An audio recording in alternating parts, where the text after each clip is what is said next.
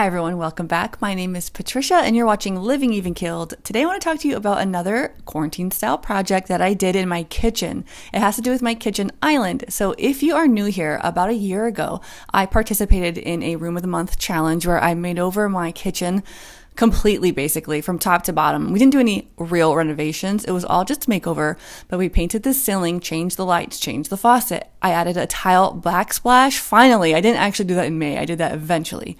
We took out a cabinet and did open shelving, and I painted all of the cabinets, the pantry. Like, there was almost nothing unthought of. Now, at the time, I was really set on doing a statement color for our kitchen island, and so I didn't really put too much thought into it. I was happy with the Rust-Oleum chalk paint, and so I went to my local Menards, and I saw whatever chalk paint they offered, and they had this color called charcoal, and it wasn't black, which was something I was hoping to find. It was more of a deeper gray, but you could tell that it wasn't like a pure black. But I was pretty satisfied with the product, how it goes on, so I just got it and I used it, and I left it like that for nearly a year. But I eventually, finally, just recently, changed my mind. Of course, I do this all the time. The issue I had with the island wasn't necessarily the color, it was the top coat. And I used the same polyacrylic top coat on all the white cabinets, and it turned out fine, although you do have to be careful to not let it puddle and like get clumpy. It'll turn yellow and all that stuff. So all precautions aside, I just still didn't like the way it looked on the gray. It almost made it too satiny. Maybe I should have got a flat finish, but who wants a flat finish in a kitchen?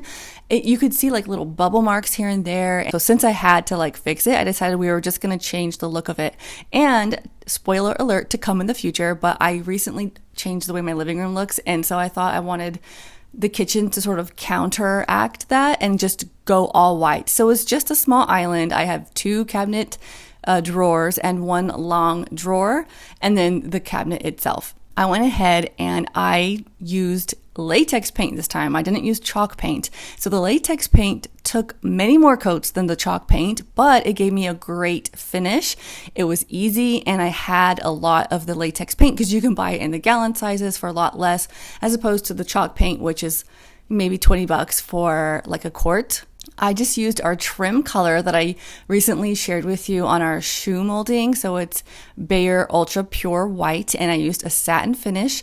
But before I did any paint, I was sure to test out how it would hold up to scratches and dings. And so I kind of put the living room color was a contender too, but I went ahead with white, and I did with a primer and without a primer. And I had my youngest daughter scratch and try and peel off as much as she could. My husband did it. I did it. I also did with a top coat and without a top coat. And so I had all these little ideas going. So in the end, using, I think it's Zinsser, is that what it's called? Using a primer first, 4 coats of paint, and no top coat, that was the best result for me. So I started off by removing the damaged and flimsy corner pieces that were there for protection. They were some sort of plastic. One of them was broken in half since the day we moved in, and it was time to replace them. And so I purchased the pieces I needed online from Home Depot earlier last month, early April. And it came, we measured, my husband cut it with a saw in the garage, and then we just used a combination of wood glue and our air striker nail gun and got the wood up there. And it's very thick, it's substantial, it's nice solid wood. You can't kick it off with your little toe. Like, my daughters could very easily flick off what was already there. Another thing that seemed unfinished about the island was there was no bottom trim on 3 of the sides. So I just had this. I didn't buy intentionally for this purpose. I got these for a different project in my daughter's room, and they were just hanging around in the garage. And so we cut down these pine boards. I think they were pine. And just on the 3 sides, again, just to give it some sort of like baseboard almost. I had debated on using that quarter round that I showed with you in my shoe molding video, but I didn't. I just stopped here with the thick pine piece. So we attached those pieces the same way as the corner trim, just with wood glue and a nail gun. Once everything was dry, a little time had passed, I patched all the nail holes, and then I caulked all the edges, and then it was time to put primer on everything. So I primed all 3 sides as well as the front. I call it the front. It's like the part where you stand that's in the kitchen. But I did unscrew and take off all of the hardware as well as the cabinet doors and the drawer face. And then I propped those up on some books, and I just covered the books with a little kitchen towel, and that's how I painted those. It definitely brought back memories of me last spring, but it was much easier because it was just the island. It was really fast. I'm pretty sure I only used one coat of primer. I'm not positive, but I am sure that I did about 4 coats of regular paint, which seems crazy, but it needed it, and it looked really good once I did it. You know, I'm trying to cut corners, but I don't want to cut so much that I have to do it again next spring. So 4 coats was perfect. Once everything was dry, I was able to reattach the doors and the drawer face, and the hardware got a makeover too. So half of the hardware, here's where I need your opinion. I finally went ahead and replaced the drawer pulls with a more sleek look. It's actually something that I had left over from redoing my master vanity. And I don't think I've shared that with you either, but it'll be coming. So I had some of those left over, and I think they look good. They're, my husband's like, he could go either way. It seems like a very same swap, but I love the way it feels in my hand when I open the drawer. And so that made a difference to me. So here's the question. I'm wondering if I should replace the knobs on the cabinets. It's just a single little circular knob, and I spray painted them black last spring, if you remember, and they didn't hold up as well as I'd hoped. They're starting to rub off, and you can see that there is a really obvious copper edge and more of an oil rubbed bronze finish.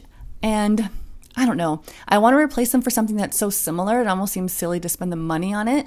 But I don't want to have to drill into these cabinet doors. And so I thought just something with a single screw would be perfect, since there's already a screw hole there. And I found a knob that I like. It's in a matte black. It's a little bigger circumference, I guess, than what's already there. So I know that I'll be able to tell the difference. But I just wonder if I should spend the money right now. Some other swaps that I've made since last spring, the open shelves are now used for a lot of our jar products for dry goods. I used to have those on rolling carts in our dining room, and we move things around and try to get all of the food in one location. And with our really small pantry, we need a space for this dry goods kind of stuff. So that's what we're doing.